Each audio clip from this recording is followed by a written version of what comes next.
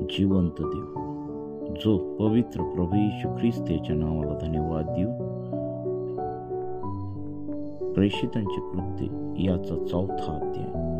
न्याय सभेपुढे पेत्र व योहान. ते लोकांबरोबर बोलत असता त्यांच्यावर याजक व मंदिराचा सरदार व सदुकी हे चालून आले, कारण ते लोकांना शिक्षण देऊन येशूच्या द्वारे मेलेल्यातून पुन्हा उठणे आहे असे प्रसिद्धपणे सांगत होते. याचा त्यांना संताप आला. तेव्हा त्यांनी त्यांना अटक केली व संध्याकाळ झाली होती म्हणून सकाळपर्यंत त्यांना चौकी ठेवली. तथापि वचन ऐकणाऱ्यातील पुष्कळांनी विश्वास ठेवला आणि अशा पुरुषांची संख्या सुमारे 5,000 झाली.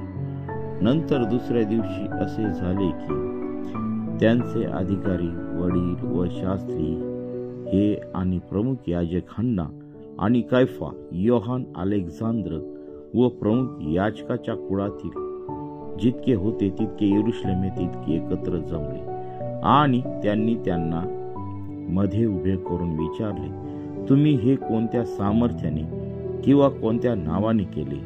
तेव्हा पेत्र पवित्र आत्म्याने पूर्ण होऊन त्यांना म्हणाला, अहो लोकाधिकाऱ्यांनो व वडील जनांनो, एका दुर्बल मनुष्यावर कसा उपकार झाला, म्हणजे तो कशाने बरा झाला याविषयी आमची आज चौकशी व्हावयाची असेल तर तुम्हा सर्वांना व सर्व इस्रायल लोकांना हे कळावे की ज्याला तुम्ही वधस्तंभावर खिळून मारले, ज्याला देवाने मेलेल्यातून उठवले, त्या नासूर येशूच्या ख्रिस्ताच्या नावाने हा मनुष्य बरा होऊन तुमच्या पुढे उभा राहिला आहे. तुम्ही बांधकाम करणाऱ्यांनी तुच्छ मानलेला जो दगड कोनशिला झाला तो हाच आहे आणि तारण दुसऱ्या कोणाकडून नाही, कारण जेणेकरून आपले तारण होईल असे दुसरे कोणतेही नाव आकाशाखाली मनुष्यामध्ये दिलेले नाही. तेव्हा पेत्राचे व योहानाचे धैर्य पाहून तसेच हे निरक्षर व अज्ञानी इसम आहेत हे जाणून ते आश्चर्य करू लागले आणि हे येशूच्या सहवासात होते हेही त्यांनी ओळखले. तरी बरा झालेल्या त्या माणसाला त्याच्याजवळ उभे असलेले पाहून त्यांना काही विरुद्ध बोलता येईना. मग त्यांनी त्यांना न्यायसभेच्या बाहेर जाण्याची आज्ञा केली आणि ते आपसात विचार करून म्हणाले, ह्या माणसांना आपण काय करावे, कारण त्यांच्याकडून खरोखरच प्रसिद्ध चमत्कार घडला आहे. हे सर्व यरूशलेमकरास कळून चुकले आहे, तेव्हा आपणाला नाकारता येत नाही. तरी ते लोकांमध्ये अधिक पसरू नये म्हणून त्यांना अशी ताकीद द्यावी की यापुढे तुम्ही ह्या नावाने लोकांपैकी कोणाबरोबरही बोलू नये. मग त्यांनी त्यांना बोलून असे निक्षून सांगितले की येशूच्या नावाने अगदी बोलू नका अथवा शिकवूही नका. परंतु पेत्र व योहान यांनी त्यांना उत्तर दिले की देवाच्या ऐवजी तुमचे ऐकावे हे देवाच्या दृष्टीने योग्य की अयोग्य आहे हे तुम्हीच ठरवा, कारण जे आम्ही पाहिले व ऐकले ते न बोलणे हे आम्हाला शक्य नाही. तेव्हा त्यांनी त्यांना पुन्हा ताकीद देऊन सोडून दिले. त्यांना शिक्षा कशी करावी हे लोकांमुळे त्यांना सुचेना, कारण घडलेल्या गोष्टीमुळे सर्व लोक देवाचे गौरव करीत होते. बरे करण्याचा हा चमत्कार ज्या माणसावर घडला तो माणूस 40 वर्षाहून अधिक वयाचा होता. वाचलेले वचन दे बाप आशीर्वादित करो. प्रियांनो, या ठिकाणी आम्हाला दिसतं की जेव्हा लंगड्या भिकाऱ्याला त्या ठिकाणी देवाच्या सामर्थ्याने बरं केलं आणि मग पुन्हा एकदा पेत्र आणि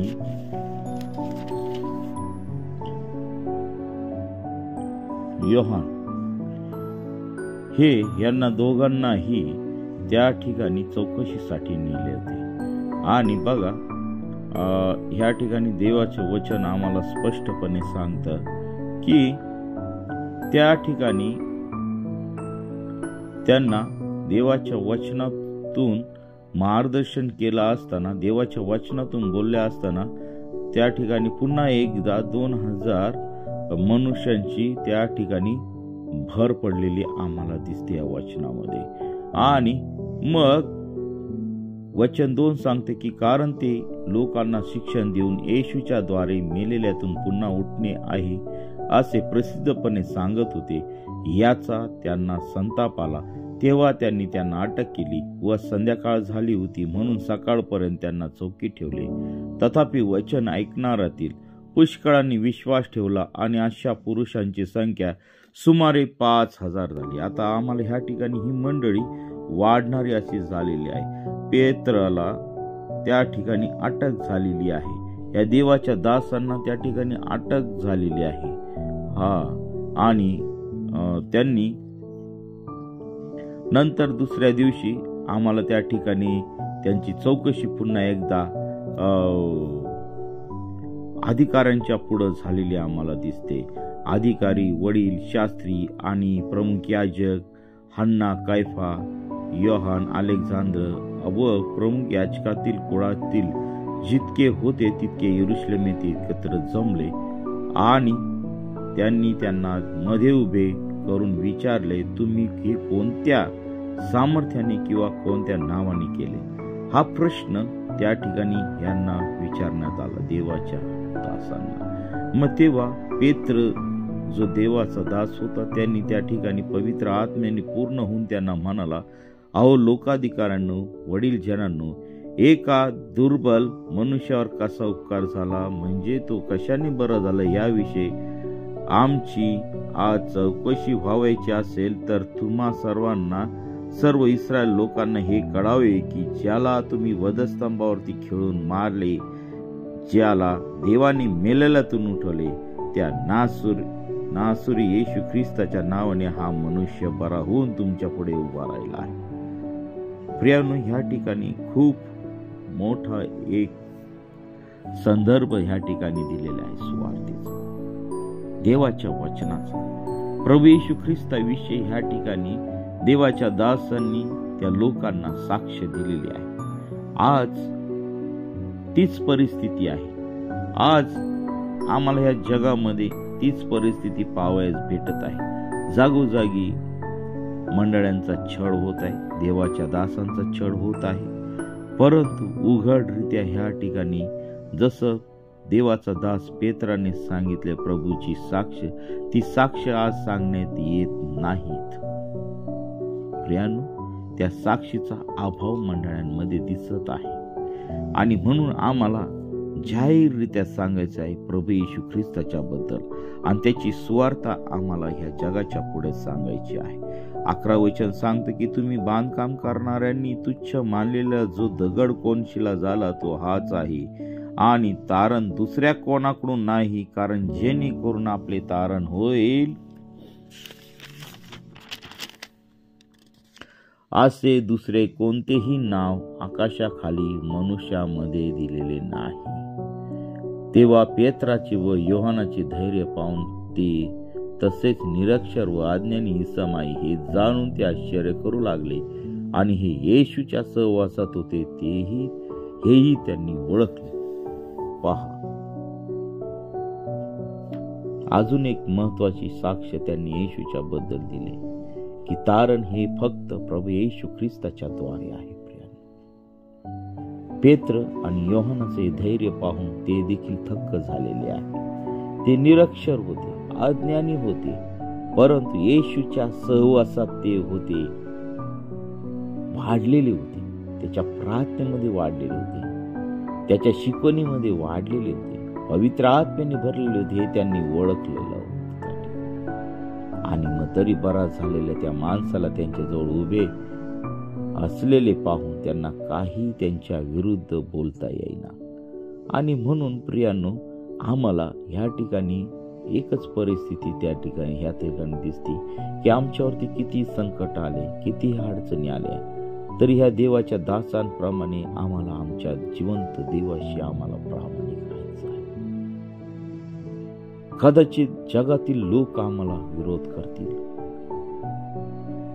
आणि आम्हाला देवाच्या सेवेपासून आम्हाला दूर करायचा प्रयत्न करतील. परंतु ज्याने आकाश आणि पृथ्वी आणि आमच्या जीवनामध्ये श्वासाचा आत्मा घातला, त्या जिवंत देवाला आम्ही कसं सोडू?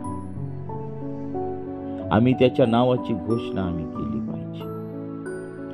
आणि खरोखर हा जो मोठा चमत्कार या ठिकाणी झालेला आहे, तो प्रभू येशू ख्रिस्ताच्या सामर्थ्यामुळे झालेला आहे, हे आम्हाला दिसून येते. आणि मग 18 वचन सांगतं की मग त्यांनी त्यांना बोलून असे निक्षून सांगितले की येशूच्या नावाने अगदी बोलू नका अथवा शिकवू नका. परंतु पेत्र व योहान यांनी उत्तर दिले की देवाच्या ऐवजी तुमचे ऐकावी, हे देवाच्या दृष्टीने योग्य की अयोग्य आहे हे तुम्हीच ठरवा. कारण जे आम्ही पाहिले व ऐकले ते न बोलणे ते आम्हाला शक्य नाही.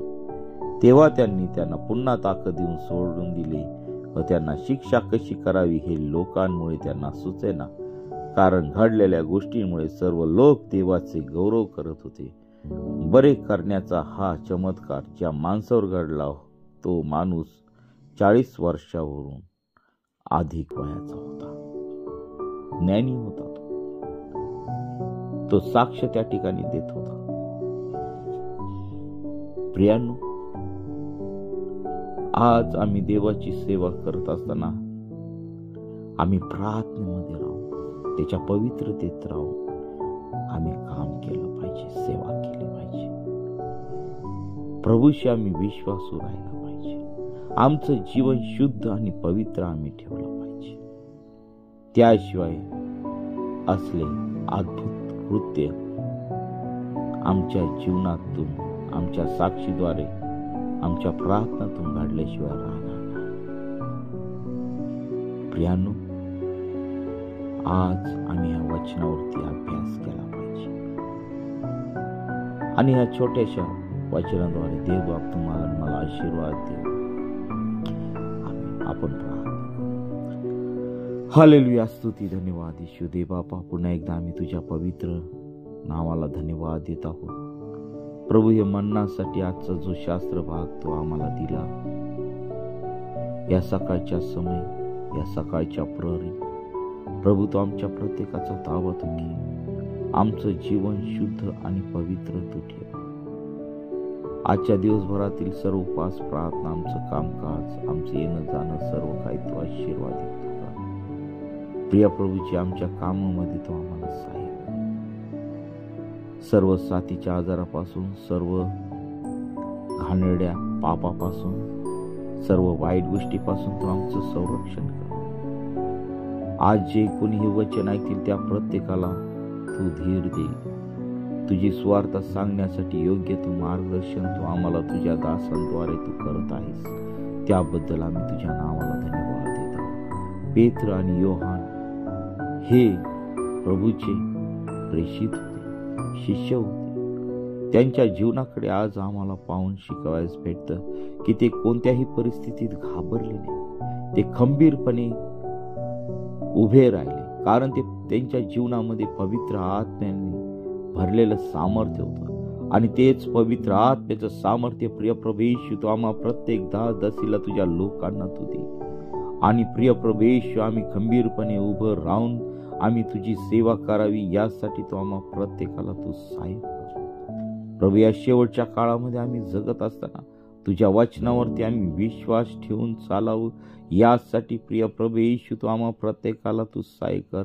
सर्व दुष्टात्म्यांपासून, सर्व घाणेरड्या आजारापासून, सर्व व्यभिचारापासून, सर्व वाईट गोष्टीपासून, सर्व मूर्तीपूजेपासून प्रिय प्रभू येशू तू आमच्या प्रत्येकाचं तू रक्षण कर. आणि या सकाळच्या वेळीस प्रिय प्रभू येशू तुझ्या लोकांचा तू ताबा घे. ज्या लोकांच्या जीवनामध्ये प्रिय प्रभू येशू भयानक प्रॉब्लेम आहेत, अडचणी आहेत, समस्या आहेत, त्या सर्व तुझ्या पवित्र सामर्थ्याने तू काढून टाक. निराशा तू काढून टाक. प्रिय प्रभू येशू तरुण लेकरांना, वृद्धांना आणि प्रिय प्रभू येशू तुझ्या दासदासींना तुझ्या पवित्र चरणाजवळ आम्ही समर्पित करीत आहोत. तुझ्या पवित्र सामर्थ्याने तू त्यांना तू भर, तुझ्या अभिषेकाने तू त्यांना भर आणि तुझ्या नावाचं गौरव दे. हालेलुया, स्तुती धन्यवाद येशू दे बापा. जो पवित्र आत्मा तुझ्या प्रेषितांवरती उतरला होता, तुझ्या शिष्यांवरती उतरला होता, त्याच पवित्र आत्म्याच्या सामर्थ्याने प्रिय प्रभू येशू प्रत्येक मंडळीला, प्रत्येक दासाला, प्रत्येक प्रिय प्रभू येशू वचन ऐकणाऱ्या व्यक्तीला तू या क्षणाला, या समयाला तू भर आणि तुझ्या नावाचं गौरव दे. सर्व सैतानी बंधन येशूच्या नावामध्ये तुटल्या जाते. हालेलुया, पवित्र प्रभू येशू, आज ही सकाळची वेळ तू आमच्या प्रत्येकासाठी तू आशीर्वादाची. होय प्रिय प्रभू येशू, तू अब्राहम, इसाक, याकोब यांचा देव जो पवित्र प्रभू येशू ख्रिस्त आहे. देवा, तू आमच्या आज प्रत्येकासाठी तू आम्हाला दर्शन दे आणि तू आमचे मार्ग दाखव. तुझ्या वचनातून तू आम्हाला आमचे नेत्र तू उघड आणि तुझं गौरव दे बापा. आमच्या झालेल्या पापांची तू आम्हाला क्षमा आणि पुन्हा पाप करू नये म्हणून तू आम्हाला तुझ्या वचनामध्ये, तुझ्या पवित्र सामर्थ्यामध्ये तू आम्हाला उत्तम आरोग्य, राहायला जागा, निवारा, अन्न, वस्त्र या सर्व गोष्टी तू आम्हाला दिल्यास त्याबद्दल मी तुझ्या नावाला धन्यवाद देतो. आज दिवसभरातील सर्व प्रार्थना, सभा, उपास, प्रार्थना तुझ्या पवित्र सामर्थ्याने तू आशीर्वाद. प्रिय प्रभू येशू, पुन्हा एकदा आम्ही प्रार्थना करत आहोत. ज्या ठिकाणी तुझ्या दासदासींचा छळ होत आहे प्रिय प्रभू येशू, त्या ठिकाणचा छळ तुझ्या पवित्र सामर्थ्याने तू बंद कर आणि तुझं गौरव दे. सर्व दुष्टात्म्यांपासून प्रिय प्रभू येशू तुझ्या लोकांचं, तुझ्या प्रजेचं तू रक्षण कर आणि तुझ्या वचनामध्ये त्यांना तू वाढव. आज दिवसभरातील सर्व कामकाज तू आशीर्वादित कर. सर्व प्रकारची सेवा तू आशीर्वादित कर. आमचा प्रवास तू आशीर्वादित कर, सुखरूप कर आणि तुझं गौरव दे. प्रभू, तू आमच्या संगती आहेस त्याबद्दल मी तुझ्या नावाला धन्यवाद देतो. ही प्रार्थना येशूच्या नावाने मागतो म्हणून तो आहे. आमेन. प्रियांनो, आपल्याला जर प्रार्थनेची गरज असेल तर या क्रमांकावरती संपर्क साधा. 97 30 30 16 68. प्रियांनो, आम्ही आपल्यासाठी सदैव प्रार्थना करत आहोत. देवबाप आपल्या सर्वांना आशीर्वादित करो. सर्व वाईट गोष्टीपासून, सर्व आजारापासून, सर्व अपघातापासून, सर्व सैतानी गोष्टीपासून, दुष्टात्म्यापासून आपलं संरक्षण करो. आमेन.